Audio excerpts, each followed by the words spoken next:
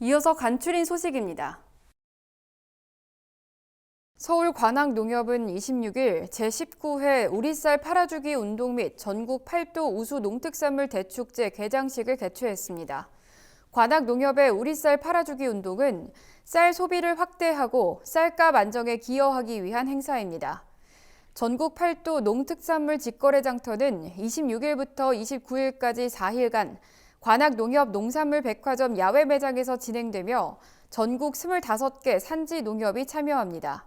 박준식 관악농협 조합장은 우리쌀 팔아주기 운동을 지속적으로 전개해 쌀 소비 촉진에 앞장서는 등 조합 간 협동 및 도농 상생 정신을 꾸준히 실천해 나가겠다고 밝혔습니다. 2021년산 4차 시장경리국 입찰 결과 총 8만 4천 톤이 응찰에 참가했고 이 가운데 8만 톤이 낙찰됐습니다. 정부가 당초 예상했던 시장 격리 물량 10만 톤보다 2만 톤 적게 낙찰된 겁니다. 평균 낙찰 가격은 40kg 기준 5만 4,972원입니다. 3차 시장 격리국 평균 낙찰가 5만 7,793원보다 약 4.9%, 2,821원 떨어진 것으로 집계됐습니다. 시도별 배정 물량 중 낙찰률이 90%를 넘은 지역은 전북이 유일했고 대부분 지역이 80%에 못 미쳤습니다. 경남은 배정 물량 대비 낙찰률이 57%에 불과했습니다.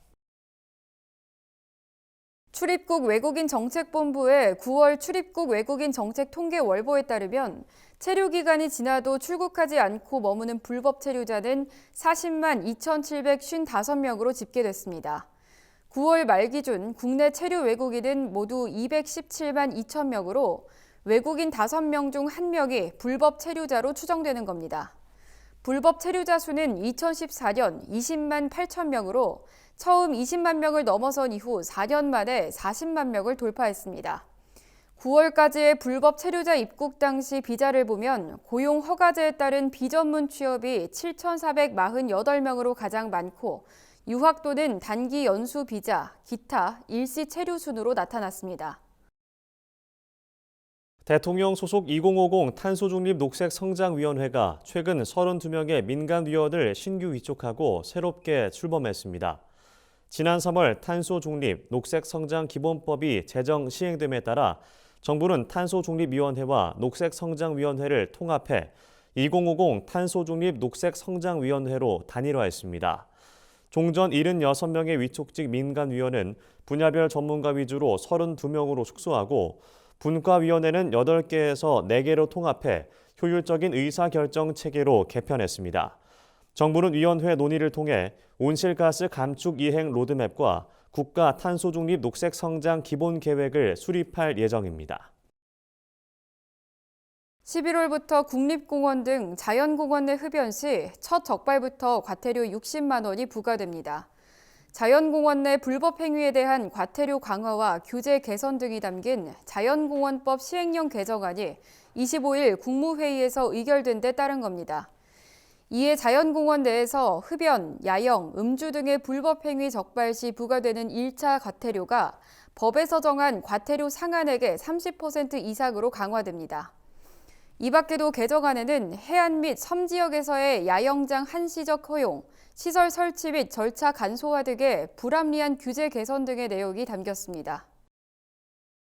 산림청은 강원도 고성군과 함께 고성군 일대에서 대형 산불 대응체계 구축 실전 훈련을 최근 실시했습니다.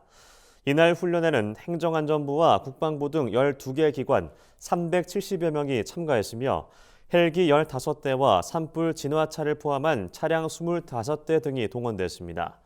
산림청은 그동안 산불 진화 과정에서 발생한 문제점을 개선하기 위해 새로운 산불 진화 장비와 고성능 산불 진화차 등을 선보였습니다. 한편 산림청은 이번 훈련을 계기로 산불 방지 기반 시설을 늘리고 대형 산불에 적합한 진화 장비를 확충할 계획이라고 밝혔습니다. 경기도가 택시에서 다른 대중교통으로 갈아탈 때 할인 혜택을 주는 택시 환승 할인제 도입을 추진한다고 최근 밝혔습니다. 경기도는 택시 환승 할인제의 구체적인 실행 방안을 도출할 연구 용역에 나설 방침입니다. 경기도는 연구 용역 결과가 나오면 시군 협의를 거쳐 2024년엔 택시 환승 할인제를 도입할 수 있을 것으로 전망했습니다. 경기도는 택시 이용객의 약 10%가 다른 대중교통으로 환승하는 것으로 보고 환승 할인에 100억 원 이상의 예산이 소요될 것으로 추산하고 있습니다.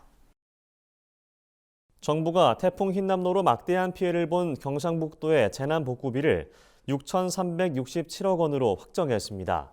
지난 태풍으로 경북도 내 사유시설 238억 원, 공공시설 1,807억 원 등 총 2,045억 원의 피해가 발생했고 경북 포항시와 경주시는 특별 재난지역으로 지정된 바 있습니다.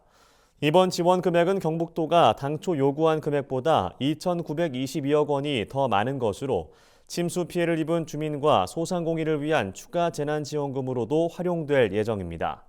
이철우 경북도지사는 신속한 예산 편성으로 복구 사업이 원활히 추진될 수 있도록 하겠다고 밝혔습니다.